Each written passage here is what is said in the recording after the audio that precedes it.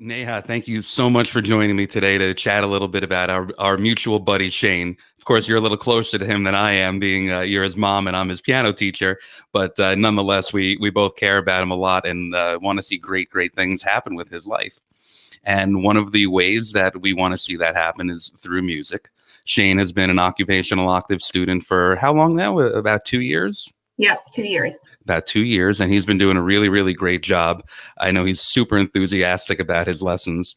And I also remember once I described him in an email to a common colleague as full of energy, intelligence, and impulsivity. And that definitely has not changed. He's an awesome little guy to work with.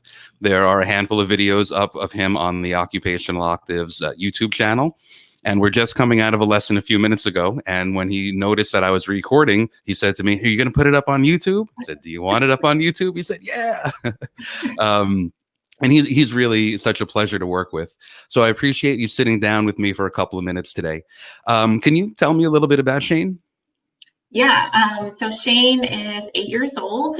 He is on the autism spectrum. He also has ADHD. He's everything that you described him as. He's very curious, very smart, and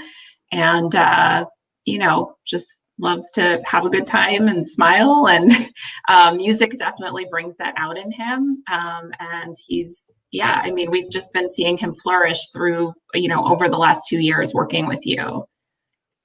Terrific.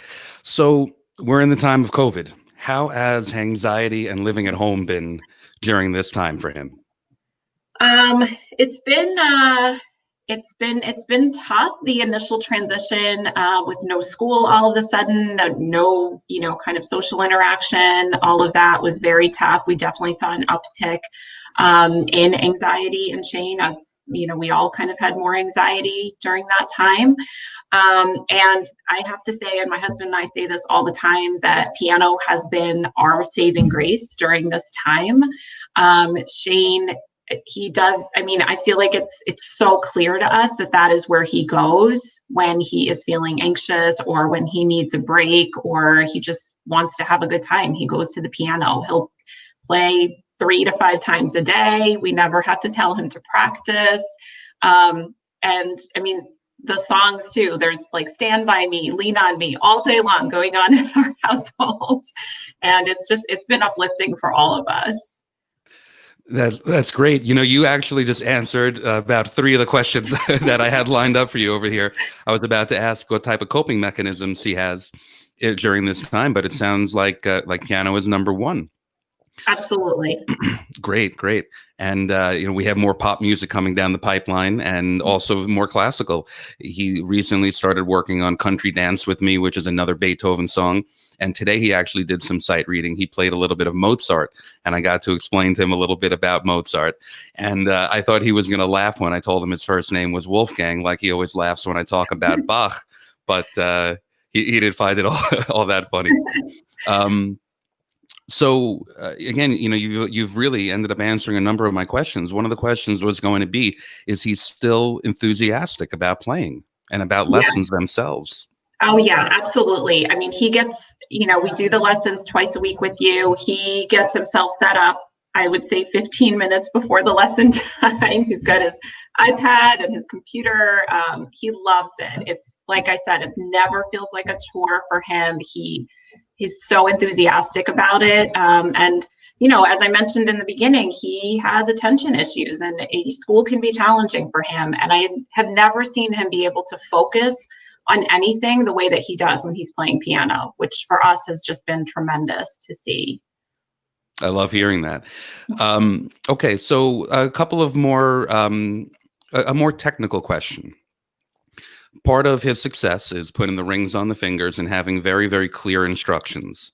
And that's also part of why he's been able to go so far in 2 years. And, today he played the full 18-page version of Fur Elise, which is the exact same version that I played growing up with my teacher, Diane. Every note was the same, every finger was the same, every beat was the same. And even at points, me yelling, "Shane, slow down," was just like my teacher, telling me to slow down because I'm able to play the easier parts fast. And then you get to a harder part and you have to slow down because it's more challenging. But as his teacher, it's my job to try to get him to move consistently through the rhythm. And these are all items that fall under certain degrees of self-control, impulsivity control, learning to pace yourself, which are all things that Shane can really benefit from. If we were doing this with traditional music notation only, and we had to go through the process of learning the lines, the dots, the symbols, the spaces, do you think that we would have had the same type of experience? Do you think he'd still be playing if he couldn't first play things like Fear Release for 4 years of lessons? Do you think that his attention span would have maintained for all those years in order to be able to play? Your intuition, what does it tell you about how that would have gone? Yeah, I mean, I think I completely agree. I feel like part of the reason he has been able to pick up so quickly is because of the, non-traditional notes. He With him, everything and with a lot of his focus depends on motivation. And once he's motivated to do something, he's hooked. You've got him. But that is the challenging part with Shane. And so a lot of the things that we do just, in everyday life with him is, how can we make him feel successful in what he's doing? Because then he's going to be motivated. And I feel like that's been a big piece with piano, is that he has been able to feel successful early on because of the notation. And so he got hooked, and it's just kind of fed upon itself. And, as you give him harder and harder songs and he's able to do them, it just continues to build his enthusiasm for it. So I think it's been a big part of it. Terrific. Great. So these series of interviews that I'm doing are going to fall under a podcast that I'm launching at some point.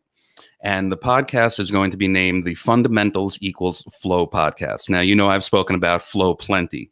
And what I'm doing as part of this podcast with the different people that I interview, for example, last night I did an interview with a music therapist that's training with this program. So somebody totally different than you.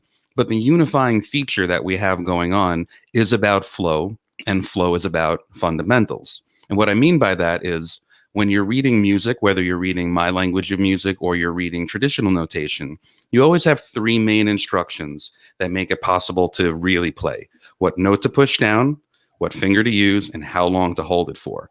And using Occupational Octaves, Shane has a total grip on it. And even he has a grip on it for the early parts of the traditional books that we've been going through. He's actually doing quite well with it. And I look forward to getting back on track with him when it comes to learning how to read the traditional notes, because I've always been of the belief that if somebody can read them, they should, as long as you could get the same type of experience that we're getting, that rewarding experience that has the intrinsic motivation that keeps on bringing him back to the piano. And one of the hallmarks of being in a flow state is that the rewards motivate you to come back and try things that are harder and harder. But to be a bit more specific, flow has 9 dimensions to it. There are 6 dimensions that are technical responsibility dimensions that you need to get right in order to experience it. And then the last 3 dimensions are what I call the dimensions of reward. So I'd like to go through those 9 dimensions with you really quickly, and then I will let you get back to your very busy professional life and your very busy mom life. So the 9 dimensions of flow starts with what we call a challenge, skill, balance. That means that the item that somebody is working on is not so hard that it creates anxiety, nor so easy that it creates boredom. Would you say that the work that we're doing together would fall under that category? Yes. Okay. Number 2 is action awareness merging. Action awareness merging means that autonomous things could happen, where things happen automatically. And some people describe it as the small items of the overall task that you're doing require little to no attentional resources. And what I always compare that to is when we're driving and we're at a red light and it turns green and our foot just automatically moves over to the gas pedal from the brake. We don't think about it. It doesn't take our attentional resources to do, and it's autonomous. So for the basic steps of the 3 main instructions of what note to play, what finger to use, and how long to hold for, would you say that Shane has action awareness merging? Yes. Okay. Number 3 is clear goals. Would you say the goals that we have in front of us are clear? Yes. Okay. Number 4 is unambiguous feedback, which in the world of music is pretty easy, because if you make a mistake and you could hear that mistake, then you know that it's wrong and you can go back and try again. And if you know it's right, then you've been given your own positive feedback. Would you say he has unambiguous feedback? Yes. Terrific. Number 5 is a sense of concentration. Oh, yes. Great. Number 6 is a sense of control. Yes. Terrific. So we have our first 6 dimensions laid out. Now, the last 3 dimensions are a transformation of time, where you can't tell if you've been at it for 2 hours or 20 minutes. It just, you just lose track of time completely. Yes, definitely. Okay. Number 8 is what we call loss of self-consciousness. And what that really means is that you're not connected to the normal things that would be in your general state of mind. By a loss of self-consciousness, we can also say that the contents of his mind while he's playing are all within the context of the instructions and the goals. He's really not thinking about all the other things that he might think about. Yeah, definitely. Okay, great. And number 9 is an autotelic experience. And an autotelic experience means a rewarding experience from within. Technically speaking, it means an experience that has serotonin and dopamine, the hormones of happiness. Now, of course, we can't measure that, but would you say it's fair to say that he's had some euphoric moments from performing? Yes. Okay. Well, those are the 9 dimensions of flow right there. And I appreciate you taking the time to go through those with me. Do you have anything that you would like to add? I just want to say thank you for all of this. We had no idea when we stepped into your studio 2 years ago that obviously that there was going to be a major pandemic. But we so many times I have thought back, and I'm just so grateful that that we're working with you. So thank you. You're welcome, and thank you for taking a leap and trusting me all those years ago. We've definitely had a couple of moments where I got pretty tough on Shane. He wanted to do things his way, and I know that, again, fundamentals equals flow, and kids don't exactly know how to have fundamentals in order. So Shane and I have gone back and forth a number of times over the years together, and I appreciate that you let me be the boss of the situation and tell him what to do, like my teacher Diane would tell me what to do, because she knew how to bring me to a better place when it came to the piano. And I appreciate the opportunity to bring Shane to a better place at the piano as well, whether we're talking about an 18-page version of Fur-Elise or just getting through the basics of reading traditional music notation. And it's really been a pleasure to work with you and your family. So I thank you as well. Thanks, Lee. All right. I'll see you next Tuesday for our next lesson. Sounds good. Have a great weekend. Bye, you too. Bye-bye.